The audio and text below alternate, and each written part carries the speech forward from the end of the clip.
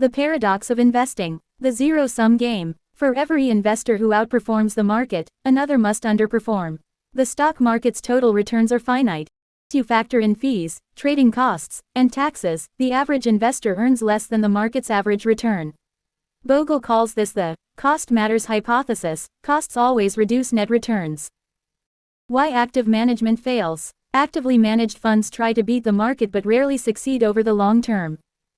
Studies show that 80%–90% of active funds underperform their benchmarks over 20+ years.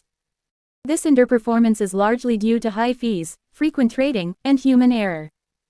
The index fund revolution. What makes index funds superior?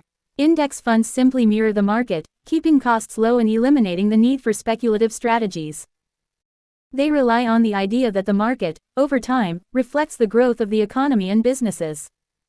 Historical performance. Bogle demonstrates that index funds consistently outperform the majority of actively managed funds. For example, the S&P 500 has historically delivered average annual returns of about 9%–10%, while most active funds fall short after fees. A simple yet powerful strategy. By owning the entire market, index fund investors benefit from the long-term growth of capitalism without taking unnecessary risks. The tyranny of costs. Fees and expenses compound against you. An actively managed fund with a 1.5% annual fee may seem small.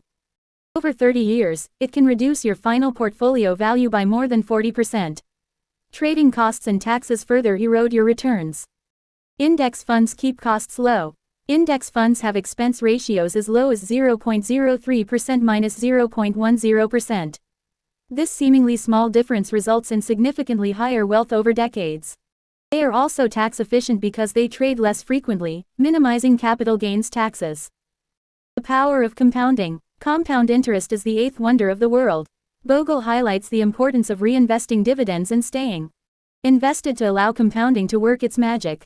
Even modest annual returns can lead to substantial growth over time. Fees versus compounding. High fees create a negative compounding effect, which can drastically reduce the growth of your investments.